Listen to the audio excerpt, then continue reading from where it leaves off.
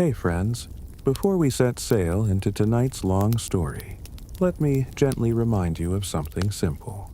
If you enjoy falling asleep to these quiet histories, you can subscribe to this little corner of calm. A like on the video or a soft comment left behind is like tossing a tiny lantern out into the night sea. It helps more sleepy travelers find their way here. And now, with that small note, let's take a slow breath together and begin. You close your eyes, and in your mind, the sea spreads endlessly. It sparkles under sunlight, the way old paintings show it. Waves rolling like silver fabric, gulls circling lazily overhead, and ships with white sails gliding smoothly toward faraway horizons. For centuries, stories have painted seafaring life in bright colors. Brave captains, treasure-filled holds, islands blooming with palm trees, and adventures worth telling for a lifetime. You've heard those tales in books and films. The swashbuckling pirates, the fearless explorers, the courageous sailors who seem to live lives full of thrill. But what if you stepped onto one of those ships? Not as a hero in a story, but as one of the many ordinary sailors.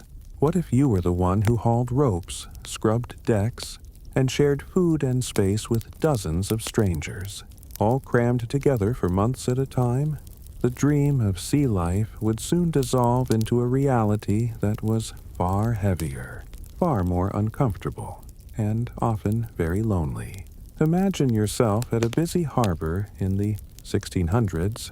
The salty smell of the ocean mixes with tar, wood, and sweat. Men shout as barrels are rolled aboard. Ropes creak, sails flap in the breeze. You feel a thrill. You are about to leave land behind. Adventure, mystery, the great unknown, all lies ahead. But as soon as you set foot on deck, the ship no longer feels like freedom. The planks beneath your shoes are narrow and rough. The air is already crowded with voices, with orders shouted by officers, with the scent of fish, oil, and smoke. The dream of space and fresh air is broken instantly. The truth is, sailors lived in a world where beauty and misery existed side by side. The sea could be calm and blue one day, and violent and gray the next. At dawn, the horizon might glow like gold, filling you with awe. But by night, the deck could be slick with rain and rolling dangerously under your feet. And in the middle of all that, you were never a free wanderer. You were bound by duty, by harsh discipline, by the endless chain of tasks that kept the ship alive. When people on land imagined sailors, they thought of bold men telling stories in taverns, drinking mugs of ale, laughing loudly about battles with storms or encounters with pirates. The picture was glamorous, romantic, filled with courage, but that was only the story told afterward. While at sea, the sailors' days were not filled with laughter. They were filled with aching backs, blistered hands, and the smell of sweat soaked into clothing that could not be washed properly. Think of the nights. On land, a night might be quiet, with a warm bed and a roof above. On the ship, night was different. The waves slapped endlessly against the hull. Ropes groaned, and somewhere above, the sails snapped sharply in the wind. You tried to rest in a cramped space, lying shoulder to shoulder with others, while rats scurried near the food stores. The darkness was not peaceful, but alive with noises, and the ship never truly stood still. Even in your dreams, you felt the sway of the waves pulling at your body. And then there was fear, always.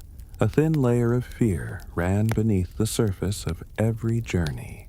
Not the fear that comes suddenly, like thunder, but a slow, steady unease. Fear that a storm might rise out of nowhere. Fear that supplies would run short. Fear of illness, invisible at first, then spreading quickly among the crew. and fear that you might never return home at all, swallowed by the vast, unmarked ocean where no one would ever find you again. You realize that while tales of adventure might speak of glory, they leave out the weight of boredom, of exhaustion, and of endless repetition. Hours of standing watch, eyes scanning an empty horizon, days of doing the same work, tying knots, hauling sails, scrubbing decks, repairing ropes, with no change, no escape. To those who lived it, the sea was not a stage for constant excitement, but a place where time seemed to stretch and blur, marked only by meals, shifts, and the sun's rising and setting. And yet, despite the hardship, something drew people to this life. Some were forced, pressed into service without choice. Others were poor and saw no other way to earn money. A few were dreamers, still clinging to the hope that somewhere, out there, awaited riches, discoveries, or at least a story worth telling. For them, the sea was both a trap and a promise. As you stand on deck, letting the wind whip at your face, you begin to see both sides. Yes, there is beauty in the endless sky, in the sight of dolphins playing near the bow, in the stars so clear they seem close enough to touch. But beneath that beauty lies a harsh truth. Every romantic tale of the sea was carved from real lives lived in discomfort, danger, and fatigue. Tonight, as you drift slowly toward sleep, you carry this dual image with you. The dream of the sea, golden and adventurous, and the reality, heavy and gray. You know that as our story continues, you will step deeper into that reality. You will feel the cramped spaces, taste the food, smell the stale water, hear the storms, and understand why sailors often longed for land even as they sailed toward unknown worlds. The ocean was never just adventure. It was hunger, sweat, salt, and endless waiting. And it is there, in that quiet space between dream and reality, that our journey truly begins.